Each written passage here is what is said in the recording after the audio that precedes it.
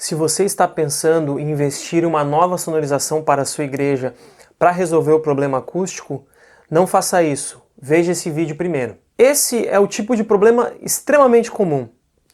Muitas pessoas vêm até nós profissionais de acústica e para tentar resolver o problema da igreja, eles acreditam que tem que trocar a sonorização. Quando a gente chega no ambiente, a gente se depara com uma situação muito comum, um forro de gesso ou um forro de isopor, por exemplo. Mas o problema acaba sendo o mesmo, a falta de absorção sonora no ambiente. E essa falta de absorção sonora, ela está diretamente relacionada com os materiais de revestimento desse ambiente. Então, em geral, a gente vai ter um forro de gesso, a gente vai ter bancos de madeira para as igrejas católicas, Congregação Cristã no Brasil em geral também usa bancos de madeira.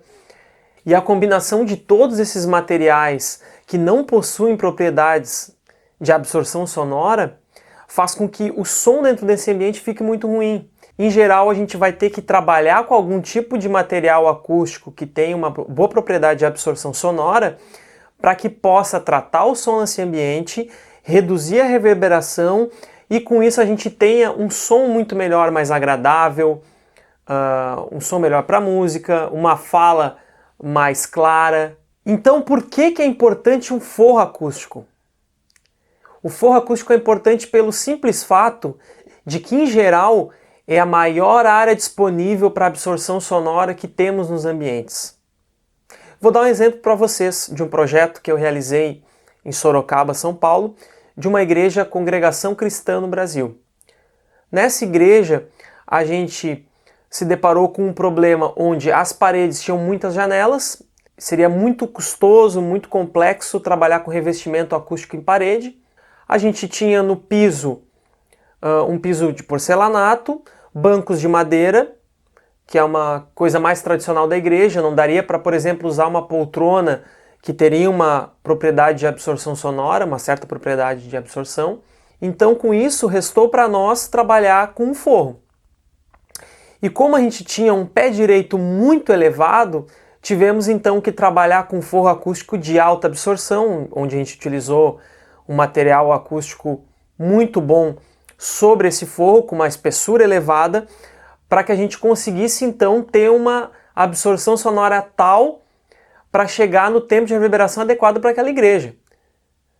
Se vocês olharem o gráfico ao lado, vocês vão perceber o quê? Que a gente conseguiu sair de uma reverberação com a igreja ocupada 30% de próximo ali de 5,5 segundos para 1,7 segundos. O que seria então recomendado para essa igreja. Então a gente conseguiu esse tratamento acústico dessa forma só trabalhando com forro.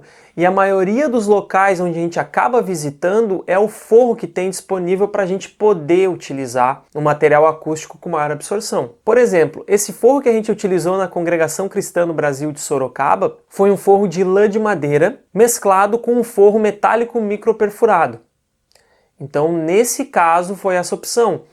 Mas a gente pode também utilizar, e tem outras possibilidades, existem forros minerais, forros de lã de PET, forros de lã de vidro. A gente vai, por exemplo, analisar outros quesitos além do acústico, Se a gente pensar em questão de durabilidade, esse forro de lã de madeira, por exemplo, é um forro que dura 30, 40, 50 anos numa obra. O forro necessário vai depender muito do ambiente, vai depender da volumetria dele, Então as dimensões do ambiente, largura, altura e comprimento, Quanto maior o volume, maior vai ser a absorção sonora que o forro vai precisar ter para poder equilibrar esse ambiente acusticamente. Não adianta só chegar e colocar um forro acústico sem saber a real necessidade de absorção sonora que esse ambiente precisa. Então sempre é importante fazer isso. Escolher o forro acústico baseado num estudo, num projeto acústico adequado. Espero que vocês tenham gostado desse vídeo e até a próxima.